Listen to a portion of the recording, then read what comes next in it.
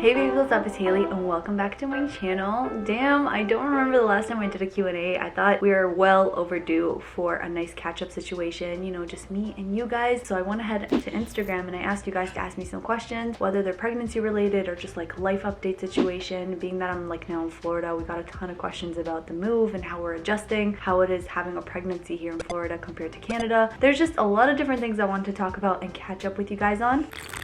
This was probably one of the most popular questions, and I think the reason as to why is because Eran and I, in our pregnancy announcement, made a little comment about the fact that we don't have insurance here. So many of you guys were asking, can you please tell us how healthcare in the US has been versus Canada, especially with this pregnancy? So let me just start off by saying, Canadian policies when it comes to healthcare are kind of great. If you are a permanent resident or a citizen in Canada, you get universal free healthcare. That means every single time you go to an appointment, all you do is you show your health card, and every single appointment is 100% free. So you don't have to pay a thing unless it's something like very out of the ordinary, extra scans or x-rays. You may sometimes have to pay for that, but the majority of things totally free. So you can walk into the hospital for your labor, have all these like midwives and doctors, complicated C-sections, all of these things, and leave not paying a single thing, which I will say I definitely loved about Canada. So moving here to the States, it was definitely a big adjustment. Now that every single time I take Aaliyah to the pediatrician, I had to pay for her appointment. Every doctor checkup, I have to pay for it. I did some research on how much it costs to give birth here in the US if you don't have insurance, and it ranged between $10,000 and $30,000 for a regular delivery, and I think up to $40,000 if you were gonna do a C-section. So here is mine and Eran's situation. Eran was born here in Florida, so he is an American citizen. He pretty much gets all the rights and benefits that you get from being a citizen here. I actually just came here to the USA as a traveler, and then while we were here, we made the decision that we wanted to permanently move here. So while I was here, I applied for a status change, and because Eran and I are married and we've been married for so many years, we have a child, it's much easier for us to apply for a green card. So that's exactly what we did, and at this point all we're doing is I'm just waiting for my interview to get my green card. They said it could take from like 4 to 8 months depending, so it's really just a waiting game right now. So how does pregnancy and medical insurance and all that kind of stuff play in? Well, in the beginning, even when we announced our pregnancy, we actually had no medical insurance whatsoever. So what did that mean? It meant that for my first initial couple of appointments, I actually had to pay everything out of pocket. My first appointment at my OB cost me $500. Every checkup after that I think is $150, and in that first appointment we also did a huge round of blood tests. I got a bill for that blood test that was over $800. Yeah, almost 900 bucks I had to pay for that blood test bill. At that point I was like, okay, we got to figure something out, and luckily we were able to figure out an insurance plan because of the fact that my husband is a citizen. We'd be able to get covered through him. So long story short, starting from July, I'm not going to be paying things out of pocket anymore. I'm just going to be probably paying a little bit in all of my appointments, but definitely not the full amounts, which is good because it was really hurting my pocket. So let's just say I feel very grateful that we were able to figure out an insurance solution, because that whole culture shock of like having pretty much everything be free in Canada and having to pay for everything here, it took a lot of adjusting, but I think now we're on the right track. We're okay. Okay, there's a lot more Canada versus US questions, and they're all really good, so I'm just gonna kind of like disperse them throughout this video. So this question actually came up a couple of times. It is, how long did it take for you to conceive the second time? A lot of them were kind of about what was our fertility journey like this round, because if you guys don't know, with the first pregnancy, Eran and I were actually trying to get pregnant for 2 years, and then once we actually did, I had a miscarriage unfortunately, and then 2 to 3 months later we got pregnant with Aaliyah. Definitely getting pregnant, that whole experience was very challenging for us that first time around. I am happy to say that it was much quicker this time. Once I got off the birth control pill, I got pregnant I think in my 3rd month, which honestly surprised us. If you watched your pregnancy announcement, you know that we did not expect to be pregnant that quickly. I think the reason we were really surprised is because we took a trip to Orlando around the time I was ovulating, and I was like so sure that I missed ovulation, which is crazy because I'm usually very on top of like my fertility cycle, my menstrual cycle, and when I'm ovulating and all of that kind of stuff, which is something I really want to talk to you guys about as well, because I know that I have so many different followers that are also either going through a struggle with fertility or it's just taking them a little bit longer to conceive. And a really amazing tool that I've been using for years is actually the Premom app. I'm really excited that they're partnering with me on today's video, because this app I've been using for years. Every single function in the Premom app is pretty much made to have you have the most accurate, effective, and natural solution in order for you to find your fertile window to hopefully lead to you getting pregnant. The app is able to help you predict your most 5 fertile days before ovulation so that you know exactly when to get it on with your hubby in hopes of actually conceiving a baby. And listen, as somebody who's been struggling with not getting pregnant for 2 years, I know that it's so hard to put so much stress on yourself and on your body, and I really felt like having this app just kind of put my mind at ease because it kind of told everything for me. So how does the app do this? If you guys follow Aspen Ovard, I actually heard heard about this from her. Basically, the Pre-Mom app is kind of like a little buddy system with these ovulation strips. So once you're close to ending your period or after you finish your period, you would just go ahead and take an ovulation strip and you would just pee on one every single day. And the goal is that these ovulation strips are actually going to be able to tell you when you're having an LH surge, which is able to then give you a window of a couple of days predicting when you're going to ovulate. And I'm just going to go ahead and put in a screenshot here because I've been using the app for so long. I have a bunch of data so you guys can see what every cycle looks like. Every time I took a test, and I would wait for that dark purple or light purple peak that would indicate to me when I'm close to ovulating or when I'm about to ovulate. And after using this for a couple of months and a couple of cycles, what was I able to learn about myself is that my body actually ovulates on day 15 every single time. Once I start my period, 15 days, that's the point that I'm ovulating. They actually have a pregnancy mode on the app, which I love to use now. It's basically able to tell me all the information I want about my baby. Right now it's saying that I'm 16 weeks 1 day. Look at that, my baby is the size of an avocado today. And then the last feature I wanted to note that I really love as well is that they actually have an entire messaging board where they have so many different experts that are able to help you answer your fertility questions. The Pre-Mom ovulation tracker app has really been my go-to for everything to do with like our fertility journey, whether you're already a mom, if you're on a trying to conceive journey, or even if you're somebody who's really curious to know what your cycles are like. I highly recommend that you guys download the Pre-Mom app. I'm gonna leave a link down below for you guys to check out the Pre-Mom app, as well as the easy at-home ovulation testing strips. It's really helped me in my pregnancy journey, and hopefully will help out at least one of you guys as well. So let's keep at it with the questions. No surprise, so many of you guys were asking me so many different questions about the gender. If we already know the gender, if we have a prediction for what the gender is gonna be, if we have a specific gender that we want. Let me put it out there right now, we do not know the gender yet. I really badly this time want to do a gender reveal. Last time we were like in peak COVID, so Erin and I actually found out for ourselves, and then we did like a pathetic little balloon pop just for you guys. But I think this time we're gonna try really hard to be patient and keep the gender a secret and do an actual gender reveal. Whether that's gonna be just a party or it's gonna be just me and Erin, we really want to surprise ourselves with you guys on camera and maybe see our genuine reaction. I think we are leaning a little bit more towards boy, just because for no specific reason. But with my first pregnancy with Aaliyah, I was like 100% that I was having a boy, and so was Eran. And then when we found out we were having a girl, it was honestly a genuine shock to me because I did not expect it. So we really like genuinely do not know. But that leads me to someone asking the question of, do we want a boy or a girl? And I will tell you, the best thing about second babies is that it really doesn't matter, especially because of the fact that the age gap between Aaliyah and this baby is going to be so small. If we have another girl, it's amazing because I have this dream of like her and her sister being like so close and wanting to do everything together and kind of being besties, which is amazing. And then if we have a boy, then at that point we have both genders and they're still going to be close, even though they're going to be like a boy and a girl. I don't care. Siblings gotta stay close. But at that point it'll be awesome because he's gonna have like an older sister, and I always really appreciated like having an older sister, and I think that that would be very valuable. Especially Eran and I in Judaism, as much as like people talk about having boys so much, it is actually favored to have an oldest daughter because they say that the oldest daughter has a very big influence on the family. But you guys love predicting things, so I would really love to know. Please let me know down below what you guys think that we're having. Some of you are saying that based on my skin, based on how I'm carrying, based on all of these random things, you know if I'm having a boy or a girl, or you could predict it. So let me know down below. Let's do a poll, and then once we actually do the gender reveal, we'll see who was right. But yeah, we're super excited to find out. We really genuinely do not care what the gender is, as long as it's a healthy baby, that's all that matters. And that is our stance on that. Somebody asked, do you like living in the US better than Canada? So it's crazy how many questions I got like this. I don't know if people are waiting for me to like bash on Canada or bash on America. I really don't have anything good or bad to say. I will say this, Ellen and I are the kind of people that we do stay home a lot, and I feel like as much as we are in a different country, I don't feel like I've felt being in a different country so much to some extent because we spend so much time at home. I feel like the biggest difference living in Florida to Canada is the fact that it's so sunny here, so there's always like sunlight streaming through our window, which I love, and it makes me such a happy person. In terms of the weather, I know we used to complain about Canadian winters so much because they were so freezing cold, but like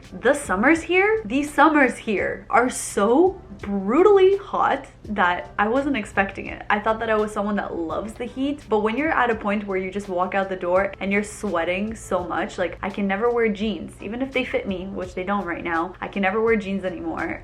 Wearing pants, wearing long sleeves, unless I'm in the house, like I can't do it. That's why I opt for like dresses and skirts, everything flowy with like good airflow up there, you know, because it is like super hot. But that's the thing, other than weather and the whole healthcare situation, I just don't really have much to comment just yet. I did tell Iran in December I'm going to be making a whole video video on my thoughts after living in America for 1 year, how I feel about America versus Canada. Did we make a good choice? Are we happy with our decision? Is there anything I like more about the US that I didn't about Canada, or vice versa? But so far I can definitely say what I miss most about Canada is just my family. I miss my mom and my sisters and my dad and just my cousins. Like, that is very, very difficult, obviously. And my friends from Canada too, that's already a given. Outside of that, I do feel like Eran and I are pretty happy here. We love that we've already made friends here. We live super close to Eran's siblings as well, which is great. Lots of kosher restaurants, which is amazing, because in Canada we were pretty limited on where we can go eat because of our religious dietary restrictions. And as much as it's hot all the time, you still can do things in the heat. So like the other day we went to the zoo, we have a beach really nearby, like all of these little things that are relating to the weather, I really appreciate about Florida. So yeah, so far we do really love it here, but let me get back to you in December when I have some more commentary after I actually have a baby here. Baby name ideas. Do you have any name ideas yet? So in my pregnancy with Aaliyah, I remember when we found out we were having a girl, I was just like shocked, because I remember turning to Eran and being like, we don't have a name for a girl. We had a few options for boy names, but Aaliyah was like the only girl name that we liked. So that hasn't really changed up to now. We still have a couple of boy names that we really like, but when it comes to girl names, like I actually genuinely do not have any idea for another girl name that I like. And the reason that it's so hard is because there's a lot of like American style Canadian names that I like, but I really want to have a name that sounds good in English and also sounds good in Hebrew. And I think that's kind of been like my biggest struggle of it. And hey, I thought this was a good opportunity. If you guys have any baby names, specifically girl names or even boy names that you like, let me know down below. Obviously, if you don't want to use them, because I would really love to get some ideas. And hey, if one of my subscribers can give me an idea for what to name my child, I mean,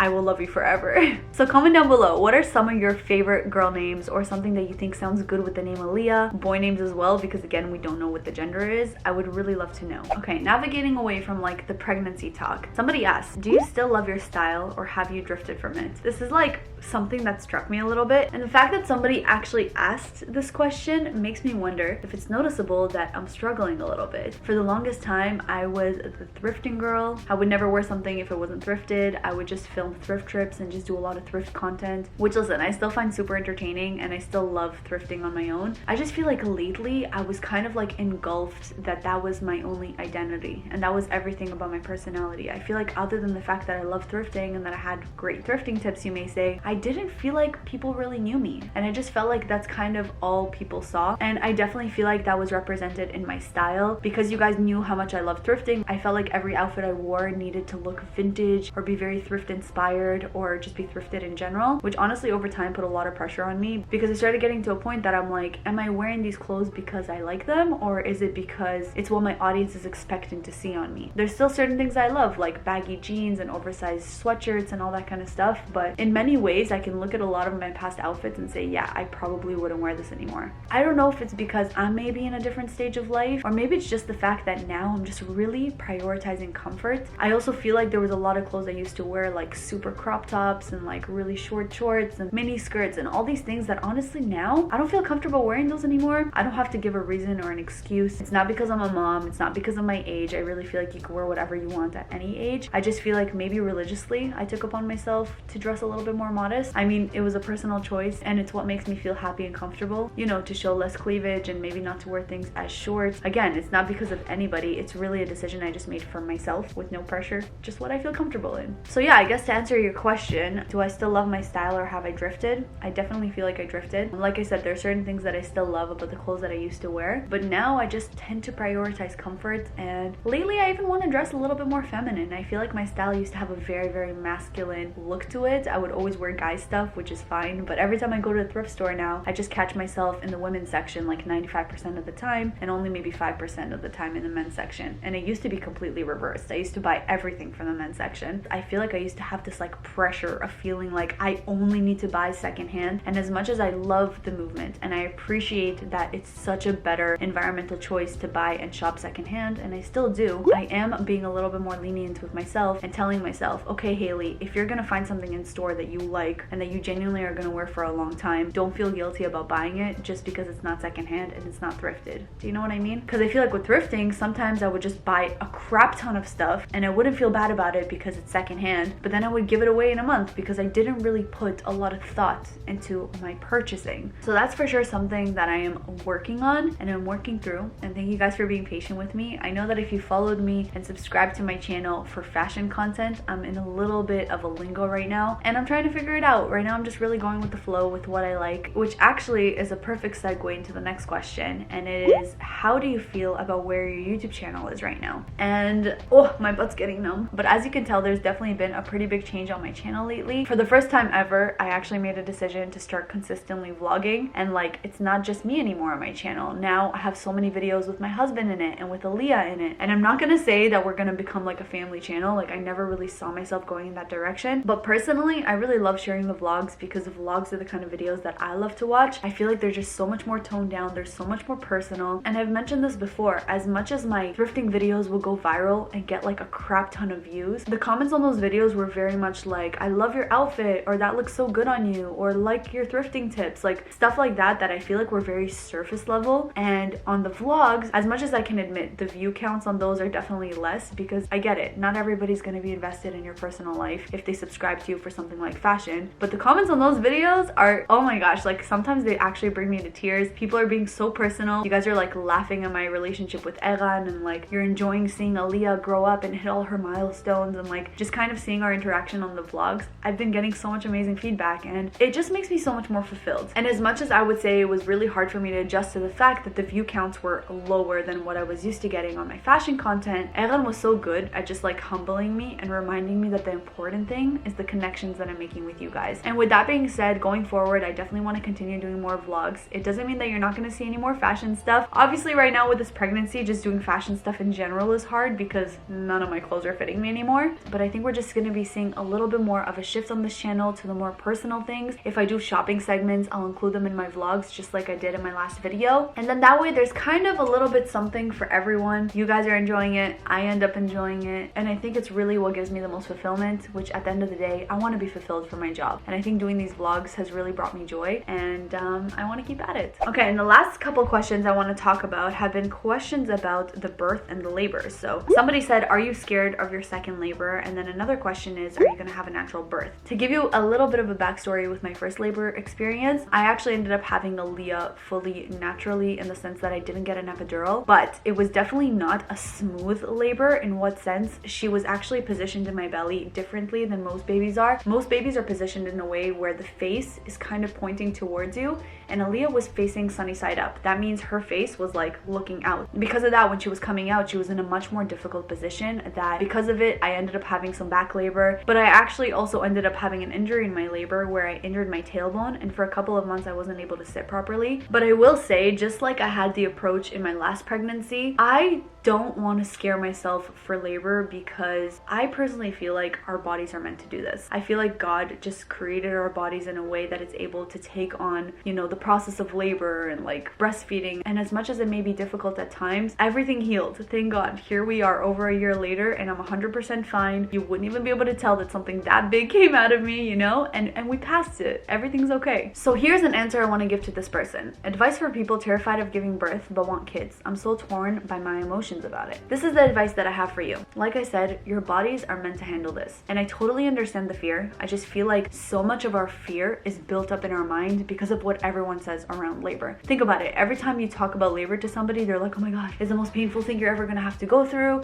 It's so difficult. It's so challenging. Like, nobody ever told me that it was a breeze, except for people sometimes who get an epidural. Here's somebody who did a fully natural birth. I was able to feel everything. And let me just hopefully ease a little bit of your worries. First of all, I did rip down there because of Aaliyah's position. Obviously, it was much harder to get her out, so I did end up having a second-degree tear. I didn't feel any of it, okay? So on personal experience, I didn't feel any of it. I did not feel the tear. When they were stitching me up, I couldn't feel it because I was completely numbed down there. They numbed me with something. So all of that, which I felt like was my biggest fear, I was scared to feel that tear and whatever, I didn't feel it. The postpartum was a little bit annoying. When I peed, I just had to like lean forward so it doesn't go in the stitches and stuff. Something else a lot of people say is there's gonna be a ring of fire, you know, that feeling when like the baby comes out. So I will say the hardest part about my labor was not even like feeling Aaliyah come out. The hardest part of my labor was just the fact that I was so tired that I just really wanted to sleep, that I remember I had no energy when it came to like pushing her out anymore. It wasn't that it was painful and I couldn't push her out. I was just so tired. I just remember telling Egan, please, can I take a 5-minute nap? I'm just so tired. And I feel like it was just the contractions and stuff, that feeling of like the tension. I was just so tired by the time I had to push. But like when she actually came out, just so you know, you push out the head and then the body comes out in one shot. So I tried to push out the head with a few pushes, and then once the head was out, one push and the whole body came out, and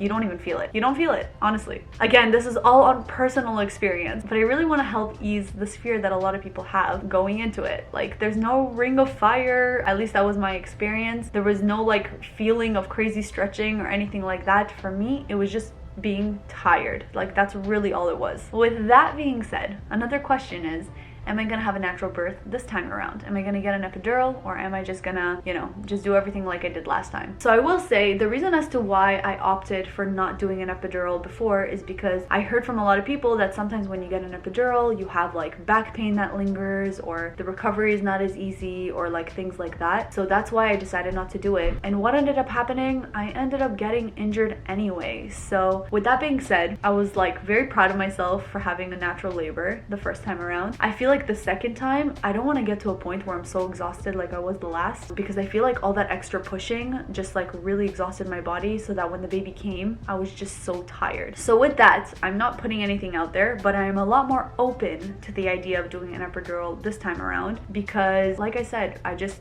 feel like the contractions exhausted me, and I just don't want to be as tired for when the baby actually comes. I just want to have a bit more energy. So hopefully it will help me get there. And that's kind of my thoughts on that. But you guys know me, I'm a very flexible person, or I try to. As much as I have an idea of how I want my birth to go, I don't think it's ever good to have a concrete birth plan whenever you go into the hospital, because so many different factors and so many different things could change, and you just gotta roll with the punches. I mean, with me in the last labor, I actually wasn't able to have either of my midwives there, so I had no idea who my midwives were or my doctors, like completely. Like, this was all new people and new faces who knew nothing about me and my pregnancy, but I just went with it, and thank God everything turned out okay. So everything will be fine. And I also do feel like, I spoke with so many moms, I feel like a lot of the time when women actually get pregnant, a lot of that fear just kind of disappears, because you just get so excited to meet your baby. I mean, there's a human in you that's half you and half your partner. You just get so excited that you put all your focus and energy on that, and you just kind of like block out the things that scare you. So that's what I have to say to that, and I think I'm going to conclude this Q&A here, because I've been talking for a long time and my throat really hurts and my butt is really numb because I still have some lingering tailbone pain. But thank you guys so much for watching and for sending in your questions. I definitely want to do more of these updates along the way, when I'm 6 months pregnant, when I'm 9 months pregnant, or if you guys ever have any random questions that are not pregnancy related, leave them down below and I'll be sure to include them in the next video. Again, I'm going to leave a link to the Premom ovulation tracker app down below, or you guys can also just go to the app store and type in Premom. You'll be able to download it onto your phone. Like I said, it's just a really good resource to have. Even if you're someone who is not in a place where you want to track your ovulation, you could even use the app as like a regular period tracker, or if you're pregnant, you can use the app to see the progress of your baby week by week. Be sure to subscribe down below if you haven't already, and follow me on Instagram to see more baby updates. I'm trying to post as many stories as I can about what I'm eating, what my cravings are, what my baby bump is looking like, and all that kind of stuff on there. Thank you all so much for watching. I love you all forever and always, and I can't wait to see you in my next one.